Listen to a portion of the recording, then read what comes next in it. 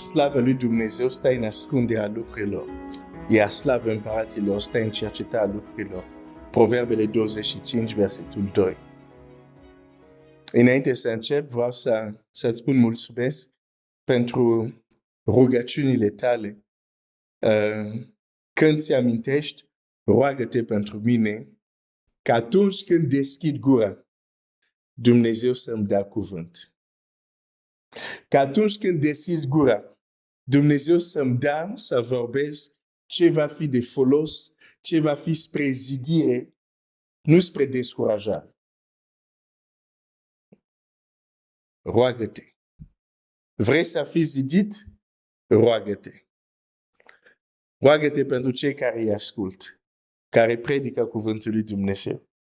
Că Dumnezeu să le dea cuvânt. Atunci când ți amintești, roagă-te pentru mine.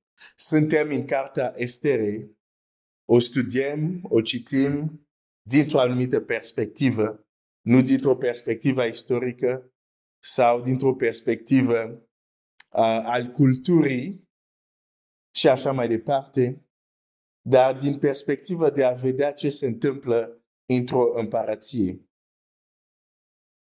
Când am început să citesc această carte, chiar nu știam că o să ajung unde am ajuns acum. Am mai studiat această carte și am trecut de la versetul 13 din capitolul 2 din Ester, am trecut de aceste versete destul de repede, dar văd că de data asta stau mai mult timp. De ce? Pentru că descoperirea lui Dumnezeu, descoperirea cuvântului este progresiv. Acum, nu știu, 2 ani sau nu știu 1 an, când am făcut studiul acestei cărți, aveam o anumită lumină și am trecut lângă aceste versete fără să le acord importanță. Astăzi trec din nou pe aceste versete și văd lucrurile care nu le-am văzut înainte. Și asta este extraordinar cu cuvântul lui Dumnezeu. Citesc versetul despre care vorbesc, Estera, capitolul 2, versetul 13, care spune așa.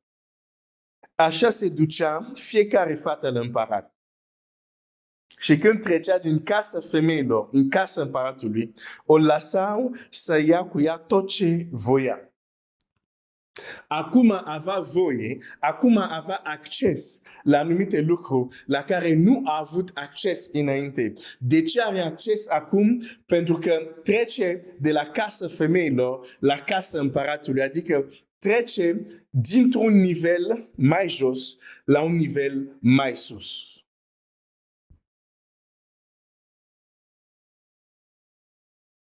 Există lucruri care vin atunci când treci de la un nivel la altul.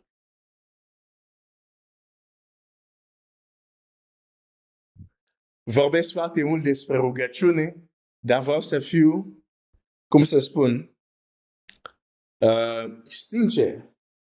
Există lucruri pentru care o să te rogi. Dacă nu schimbi nivelul, nu vor veni acele lucruri.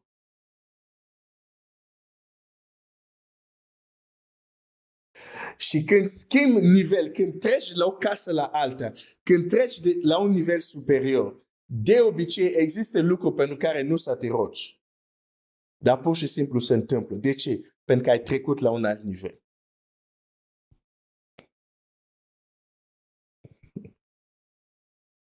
Chiar și Domnul Iisus, Biblia spune despre El. El care este exemplu perfect. Biblia spune despre El.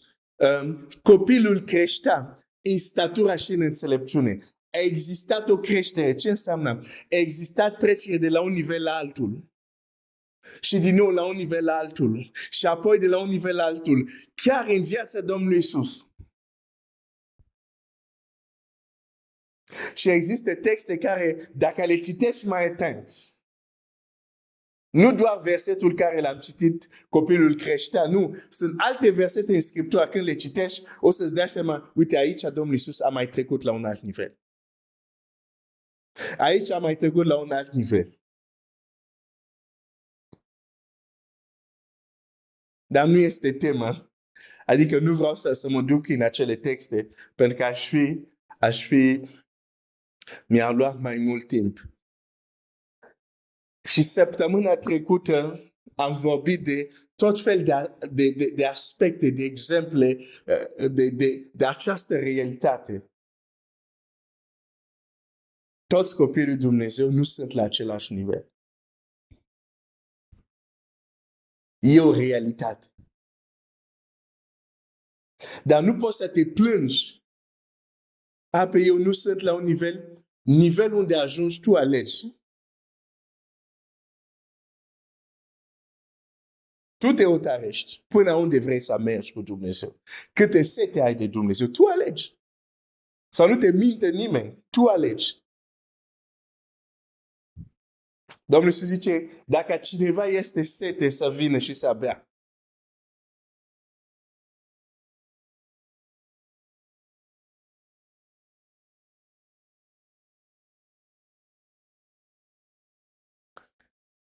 Și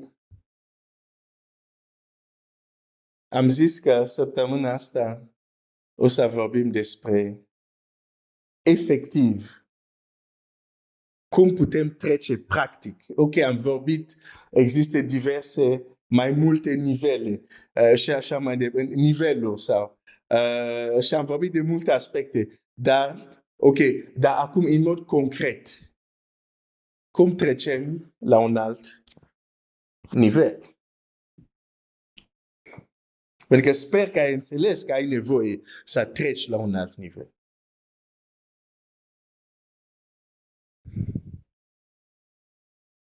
Că nu înțelegem că există mai multe nivele sau niveluri, cum e mai corect, nu mai știu. Că nu înțelegem asta, de exemplu, ne rugăm, nu vedem rezultate. Deci, înseamnă că asta nu se poate. Nu e vorba că nu se poate. Ai cerut ceva care uneori trebuie să fie la un alt nivel. Chiar ucenicii Domnului Iisus, într-o zi, n-au putut să scot un îndracit și le-a zis, acest soi nu este decât prin rugăciune și post. Trebuia să fie la alt nivel. Deci nu este de ajuns nu este de ajuns să spui sunt copii al lui Dumnezeu, sunt mântuit și totul sunt mai mult decât biruitor.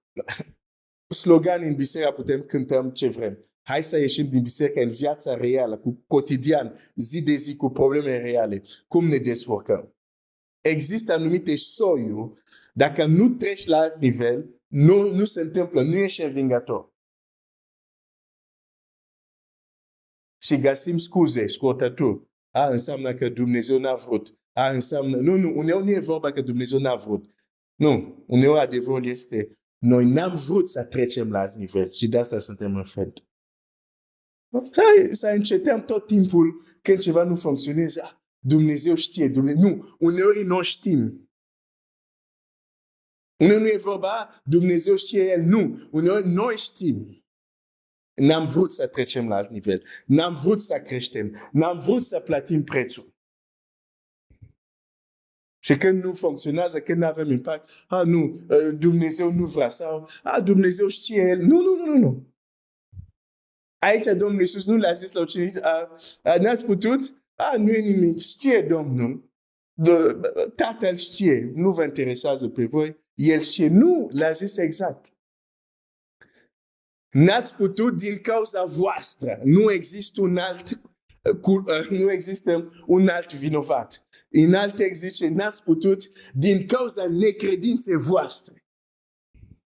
Și apoi zice, acest son nu este decât prin rugăciune și post. Cu alte cuvinte, le explică foarte clar. Nu ați reușit din cauza voastră. Nu e vorba că Dumnezeu n-a vrut, știe El. Nu. Hai să știți foarte clar. Nu ați putut din cauza voastră. Și există un moment unde trebuie să fim sinceri cu noi și să zicem nu am putut din cauza noastră. Nu putem tot timpul să aruncăm totul asupra lui Dumnezeu. Dumnezeu știe El. Înseamnă că nu a vrut. Știi această atitudine ce înseamnă? Dacă de fiecare dată când nu ai răspunsul la rugăciune tale sau nu ai impact care trebuie să-l ai, tot timpul găsești scuze că știe mai bine Dumnezeu sau nu știu ce, dacă tot timpul spui asta, Sau majoritatea timpului spui asta. Asta înseamnă, adică între linii înseamnă acesta. Eu am făcut tot ce puteam să fac, acum totul a fost în mâinile lui Dumnezeu. Eu am fost corect. Eu am fost perfect. Eu am făcut ce trebuia. Dar Dumnezeu nu a vrut. Dumnezeu a avut alt plan. Dar din partea mea totul a fost nota 10. Și ceea ce nu e adevărat de multe ori. Există momente unde, cu siguranță, unele lucruri ne scapă. Să nu înțelegi greșit ceea ce spun. Nu zic că sunt momente unde anumite lucruri ne scapă și sunt în mâna lui Dumnezeu. Nu zic că nu se întâmplă așa. Însă ceea ce zic, când din 10 eșecuri, din 9 sau chiar cele 10, tot timpul zice, Dumnezeu n-a vrut, înseamnă că n-a vrut voia lui. Tot timpul ăsta este genul ăsta de răspuns. Asta înseamnă că noi ne-am scutit, cumva făcuserăm tot ce puteam să fac. Și de multe ori nu este neapărat adevărat.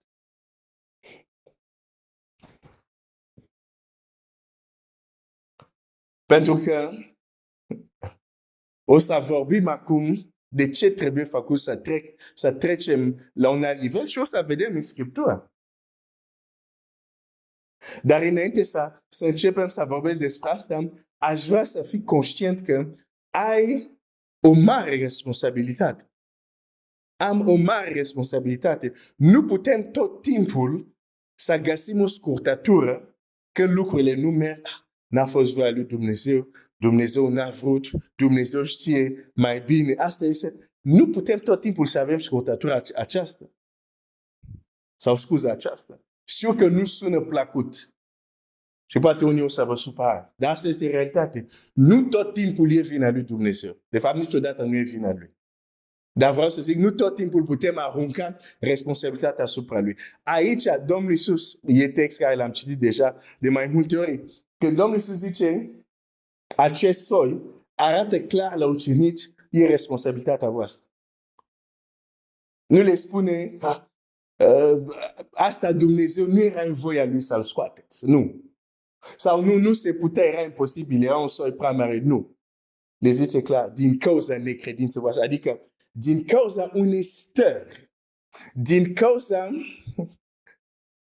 unui nivel. Pentru că dacă spunem că când le spune din cauza necredinței voastre, aveau o necredință în privința anumitor lucruri.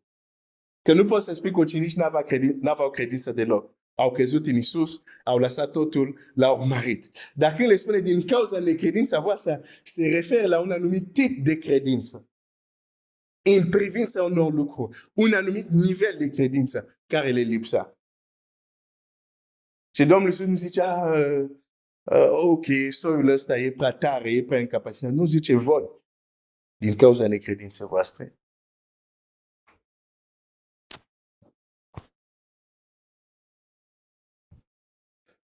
Din nou, o să mă repet înainte să închei. Nu înseamnă că nu sunt situații care, într-adevăr, Dumnezeu știe și ne depășesc. Există. Dar nu putem tot timpul și niciodată să recunoaștem că la noi e problemă. Și tot timpul să zicem, Dumnezeu n-a vrut, Dumnezeu știe mai bine, așa. Nu putem spune asta tot timpul. Pentru că uneori, de fapt, problema este la noi. Și când zic uneori, vreau să fiu drăguț.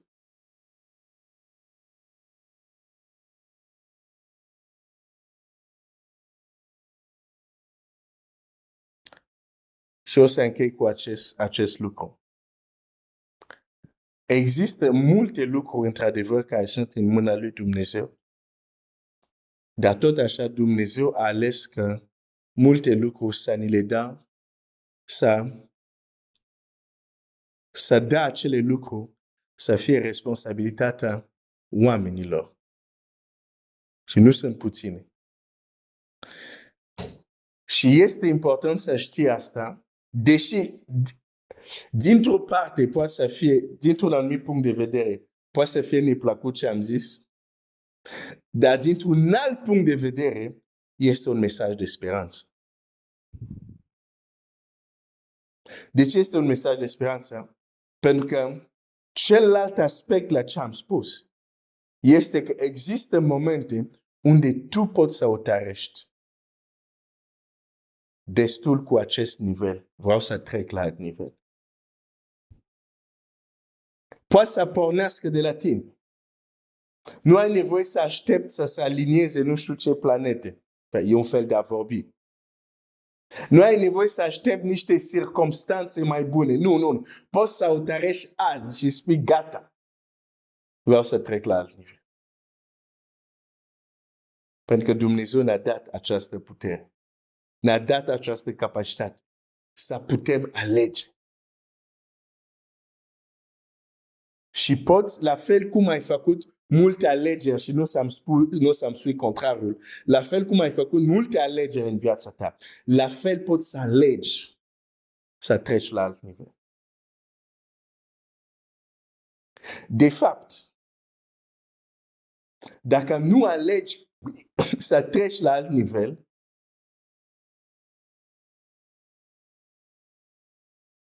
nu se întâmplă. Asta e unul din lucruri care se întâmplă destul de rar prin accident.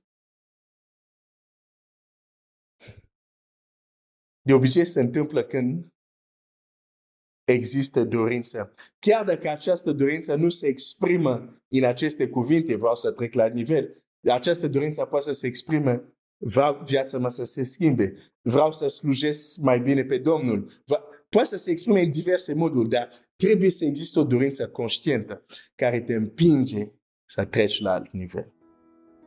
Ok, azi o să mă opresc aici, dar mâine începem cu un text, de fapt textul care l-am citit sâmbătă, o să-l citim mâine și o să vedem acolo foarte clar ce trebuie pentru a trece la alt nivel.